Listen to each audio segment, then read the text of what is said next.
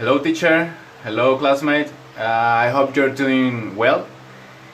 In this video I'm going to kind of interpret and explain about what is my chapter 7, as you can see there, about the book To Kill a Mockingbird.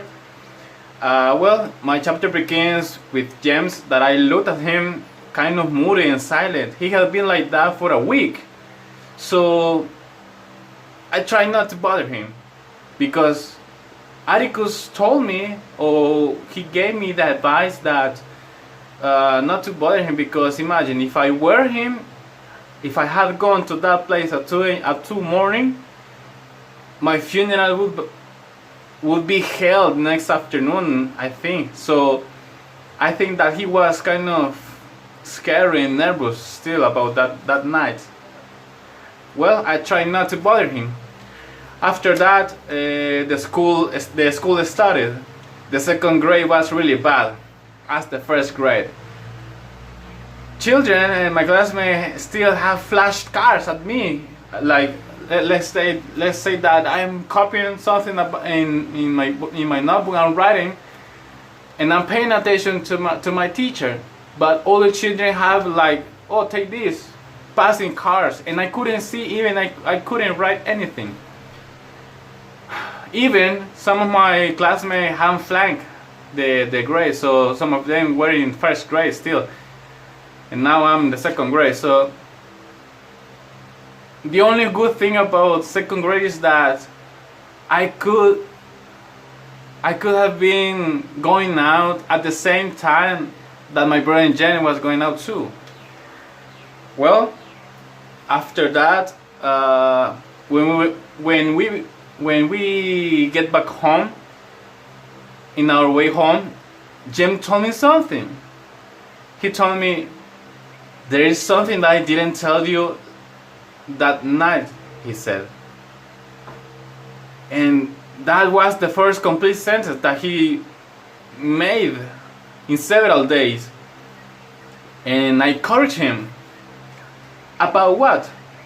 You didn't tell me anything that time. Well, after that, Jem told me that when he went back to get his breeches back, he told me that they were folded. And he said, you know what, Scout? When I went back to get my breeches back, I found them folded, like they were expecting me. And I was, really? I don't believe you, I said. Believe me, he said. Even they will sewed up. Huh? And I don't believe you. They were fooling. It's like they were expecting me across the fence. Across the fence? I'll show you when we get home, he said. Well, in our way home, he told me that he felt like nervous because it's like maybe someone was expecting him that he was going to go back to that place. He was nervous. And he told me, Scout, I think anybody can guess what you're gonna do next. Can they, Scout? He told me. And I encouraged him, telling him that I don't think so, Jem. Nobody can guess what you're gonna do next unless they live with you. And I live with you, and even I can't guess what you're gonna do. In our way home, we were walking our way, and we saw something that took our attention in the knothole of the tree. So we approached to it, and Jem found something. He found a little ball, a gray ball twine. So I told him, Jem, don't take it. Don't take it. Maybe it's someone's hiding place. Someone like Honeygan will come here while the recess and hide some stuff. So I told him, don't take it. Maybe because it's someone's hiding place. So Jem, leave it there. Maybe you're right. At the beginning, he didn't believe me, but then he started to doing what I said. So he was like, maybe you are right, Scout. Yes, of course. Let's do something, I said. If nobody have come and taken all the stuff, then it's going to be our tree, and everything that is going to be there is going to be ours. So we leave it there, and we wait for a couple of days. Something that took our attention is that we always have found many stuff in the nut hole while we were in classes, but not in vacations. After 3 days, we went back to the tree, and we see inside the nut hole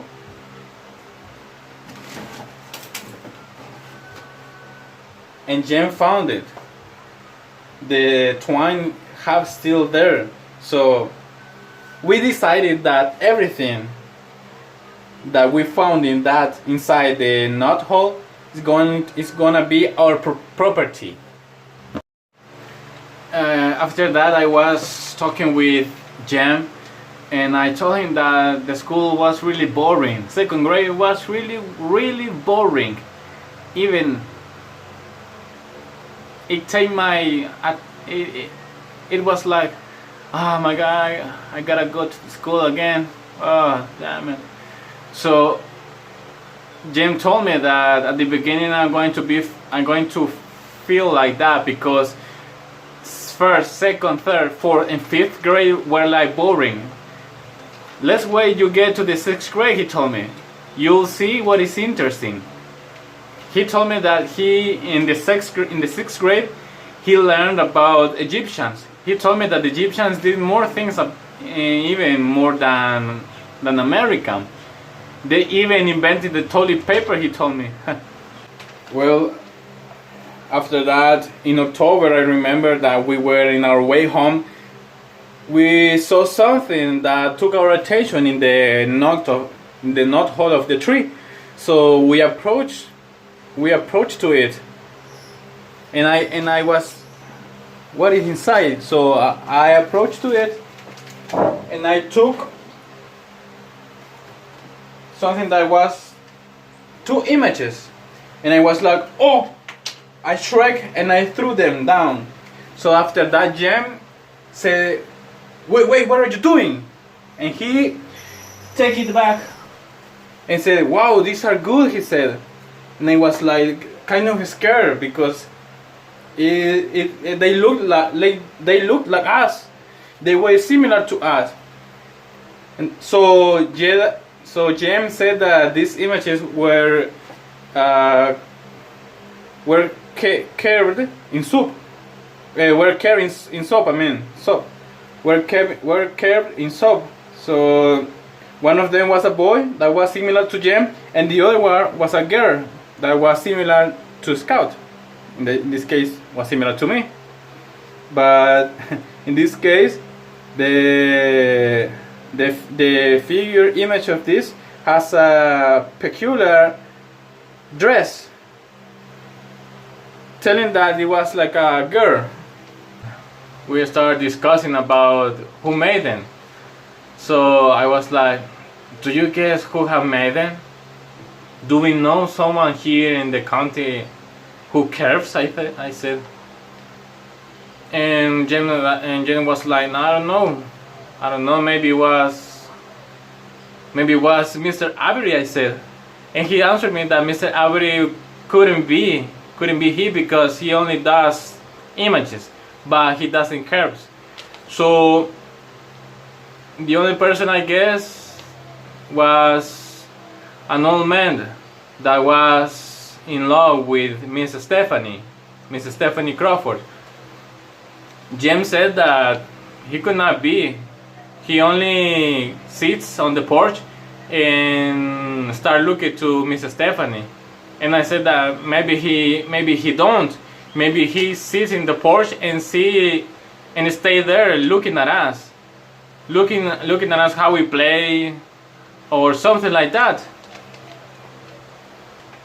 After that, Jim stared at me like that, and I was like, what? And he was like, nothing, don't worry, nothing. Less than 2 weeks, we found a package of gum, which we're enjoying them, in the same knot hole of the tree. After a few days, we found a tarnished metal. It was something like this. So Jen came and showed it to Atticus.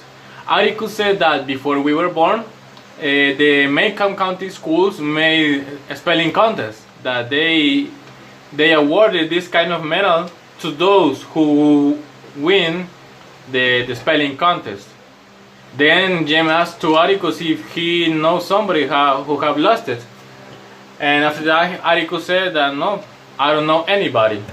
After four days, we were walking our way and we saw something that it was brilliant in the knot hole of the tree. So Jem approached to it, and he took something really weird, and it was cool at the same time. It was a pocket watch. A pocket watch connected to a chain and a knife. It was really cool. And I asked Jamie if he know what was this, if it were gold or something like that, or silver. Jeremy didn't know. After that, Jeremy and I went back home and asked Atticus if he had some knowledge about this pocket watch. So Atticus said that it was only, maybe it would be worth by $10. He said, of course, if it were new. The only thing the watch had it was that it didn't run. It didn't work at all. The watch had stopped. So Atticus asked Jeremy if he had swapped the old watch with this pocket watch. And James said that no, Atticus, no sir, I didn't swap it.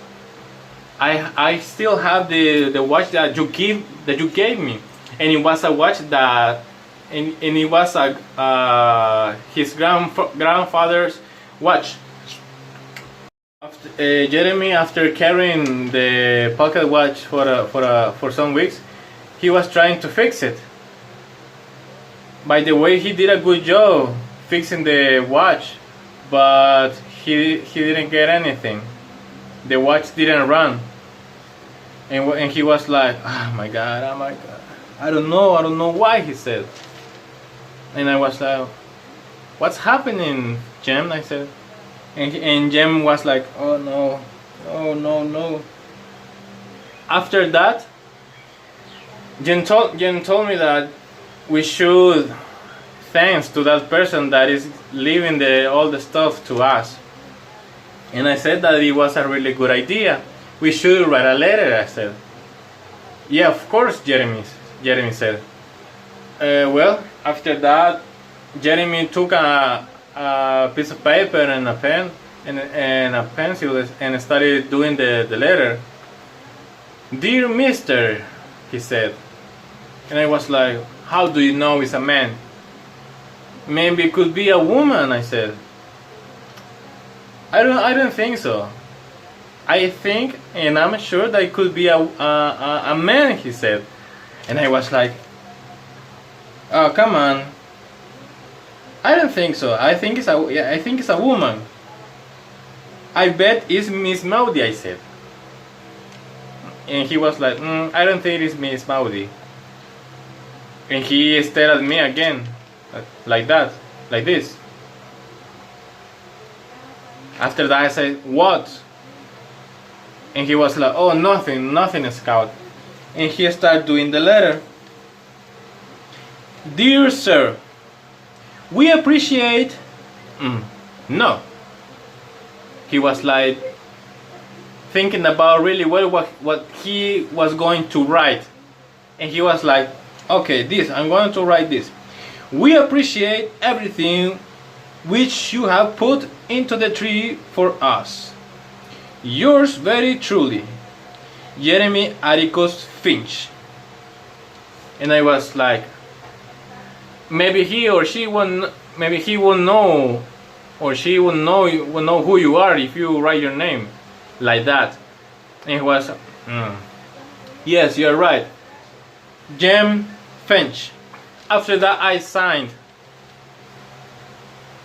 my name as Jem Louis Finch, and beneath my name I put Scout, like everybody knows me as Scout. The next day, we realized that someone had filled up the tree with cement. So Jeremy was really angry about that. We didn't know who had done something like that. So after that, we get back home. We ate our dinner. By the way, Jem was like angry, still angry, and he downed all his food. He was eating really fast. So after that, he went to the porch and sat there, waiting for someone, I think. But he couldn't see anything. He couldn't see anybody there. Well, the next day, he did the same thing. But now Mr. Raleigh was there. Mr. Raleigh was just passing in his way.